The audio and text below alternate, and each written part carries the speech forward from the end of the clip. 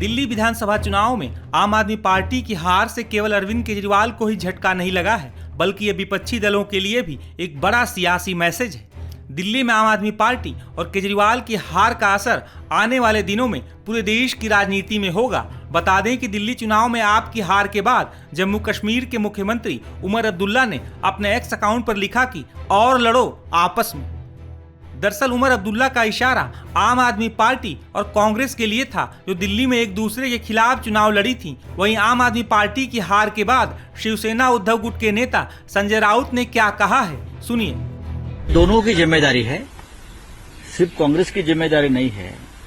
कांग्रेस एक राष्ट्रीय पार्टी है, उनके लोग भी चाहते होंगे कि हमारा भाई कोई दिल्ली प्रदेश में जगह हो, हमारी कोई सीटें यहाँ लड़ना चाहिए अस्तित्व के लिए। तो ये आम आदमी पार्टी और कांग्रेस पार्टी दोनों की जिम्मेदारी है कि बैठकर सीट शेयरिंग या क्या करना है क्या नहीं करना, उस बारे में बात करनी चाहिए थी एक दूसरे के साथ। आपने अलग अलग चुनाव लड़के दोनों हार गए। ये मुझे लगता है देश के साथ घात हुआ है, देश के साथ। उमर अब्दुल्ला जी का जो बयान है, मैं उससे सहमत हूं। हम भी यही कहते रहे कि लड़ते रहो और मोदी जी को भाजपा को विजय करते रहो।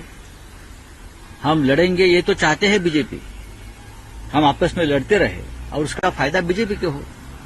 यह अगर ये ज्ञानी लोग समझते नहीं है, राजनीति के जो ज्ञानी लोग हैं सभी, चाहे केजरीवाल जी उनकी पार्टी हो चाहे कांग्रेस की पार्टी हो, अगर आपको आनंद होता है किसी को कि केजरीवाल जी हार गए या कांग्रेस को एक भी सीट नहीं मिली, खाता नहीं खुला, या अगर हम खुशी व्यक्त करते हैं, तो ये लोकतंत्र के लिए अच्छी बात नहीं है।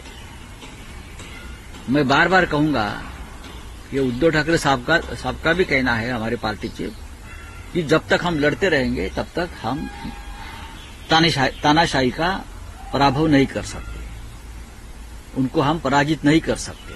ये अगर हम नहीं समझ पाते हैं तो हम राजनीति नहीं करनी चाहिए देश में। इंडिया अलायंस का अभी फ्यूचर क्या है? देखिए, भारतीय जनता पार्टी का कोई फ्यूचर नहीं है।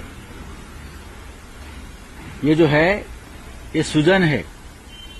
कोई एक्सीडेंट होता है तो अपना बॉडी सूज जाते हैं, अरे हमको लगता है क्या बॉडी बढ़ गई उसकी। ये सूजन है, ये ईवीएम से है या पैसे से है, दहशत से है। ये टेम्पररी है, ये पीरियड जाना चाहिए। अब 10 साल हो गए, अभी आने वाले दिनों में धीरे धीरे ये सूजन उतर जाएगी। इस देश को हम सब लोग जो है अपोजिशन में जरूर आगे लेकर जाएंगे। आज हम सत्ता में नहीं है, लेकिन जनता की आवाज उठाते रहेंगे। इंडिया ब्लॉक है और रहेगा और मजबूत करेंगे। पंजाब में आने वाली मीटिंग देखी जा सकती है क्या? अभी तो करना ही पड़ेगी ना, आत्मचिंतन तो करना ही पड़ेगा। अगर आप चिंतन नहीं करना चाहते, आत्मचिंतन नहीं करना चाहते, तो आप राजनीति छोड़ दीजिए अपोजिशन की। दिल्ली विधानसभा चुनाव नतीजों के बाद इंडी गठबंधन में शामिल राजनीतिक दलों के आपसी रिश्तों पर भी सवाल उठ रहे हैं। दरअसल इंडी गठबंधन में जितने भी क्षेत्रीय दल हैं, वे चाहते हैं कि अपने अपने राज्यों में वे बीजेपी के खिलाफ मुख्य भूमिका में रहे और कांग्रेस वहां या तो उनकी मदद करे या चुनाव न लड़े। इस वजह से दिल्ली विधानसभा चुनाव में समाजवादी पार्टी, शिवसेना उद्धव गुट, ममता बनर्जी की टीएमसी ने अरविंद केजरीवाल का समर्थन किया था। समाजवादी पार्टी और शिवसेना उद्धव गुट तो बीते लोकसभा चुनाव में कांग्रेस के साथ मिलकर बीजेपी के खिलाफ चुनाव लड़े थे। दिल्ली में कांग्रेस और आम आदमी पार्टी भी एक साथ मिलकर लड़े थे। बता दें कि दिल्ली विधानसभा चुनाव में कांग्रेस के वोट में पिछले विधानसभा चुनाव के मुकाबले करीब 2.5% वोट की बढ़त देखने को मिली है। राजनीतिक विश्लेषकों का मानना है कि कई सीटों पर कांग्रेस आम आदमी पार्टी की हार का कारण बनी है। वहीं कांग्रेस नेताओं का तर्क है कि हम अपनी पार्टी को बढ़ाने में लगे हुए हैं। देखिए, कांग्रेस ने पहले से बेहतर प्रदर्शन किया, हमारा वोट प्रतिशत बढ़ा है डेफिनेटली। आम आदमी पार्टी के हाथ में सरकार थी, सत्ता थी, और भ्रष्टाचार में घिरने के बाद जो भी नुकसान होना था वो उनका होना था और उनका हुआ। पूर्व मुख्यमंत्री अरविंद केजरीवाल संयोजक हार जाते हैं, मनीष सिसोदिया, सत्येंद्र जैन, सौरभ हार गई पूरी पार्टी।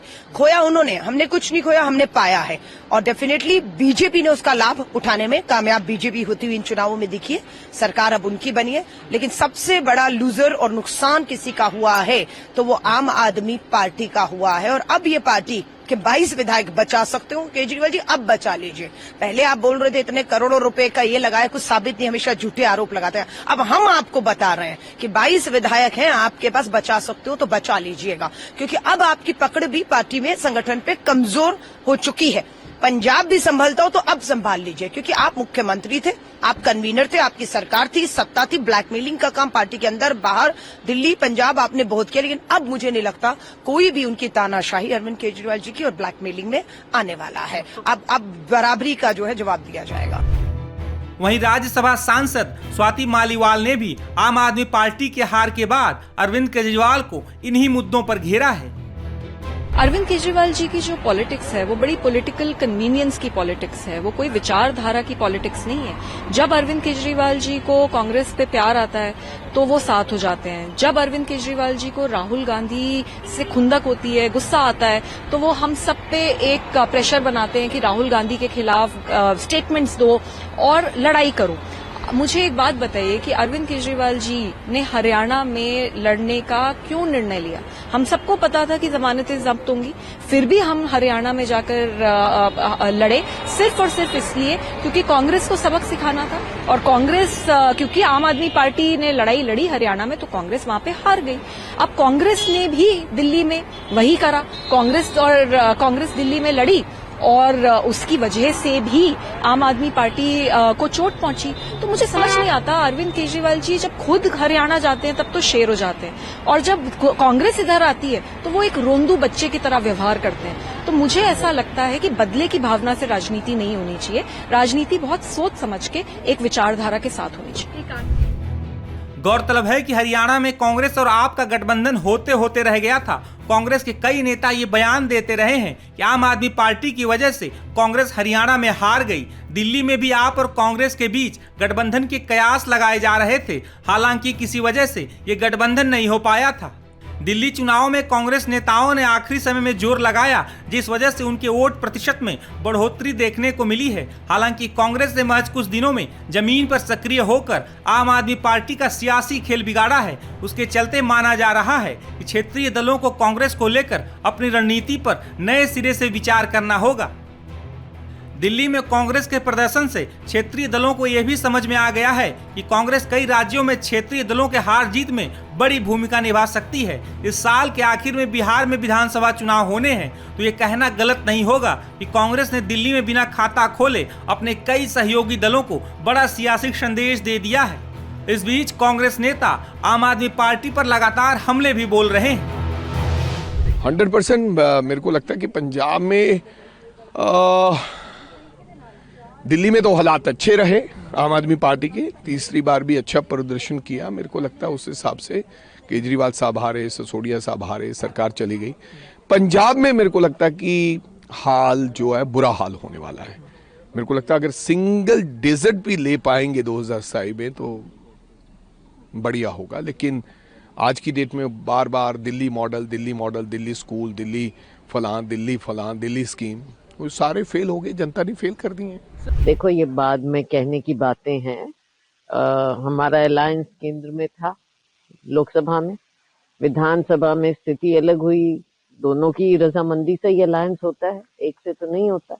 जो भी हालात हुए, लेकिन हम अपनी पार्टी को मजबूत करेंगे। दिल्ली में आने वाले समय में जमीन पर रहकर काम करके हमने अपनी पार्टी का वोट बैंक मजबूत बनाना है, और आने वाले समय में भाजपा का विकल्प कांग्रेस पार्टी नहीं देना।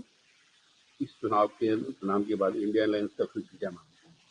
देखो, ये बातें ऐसी हैं जो एक अलग लेवल की है, सीनियर नेताओं के बीच की है, वहीं पर ये फैसले होते हैं। इस चुनाव का हरियाणा का जो निकाय चुनाव, उन पे कोई असर देखेगा?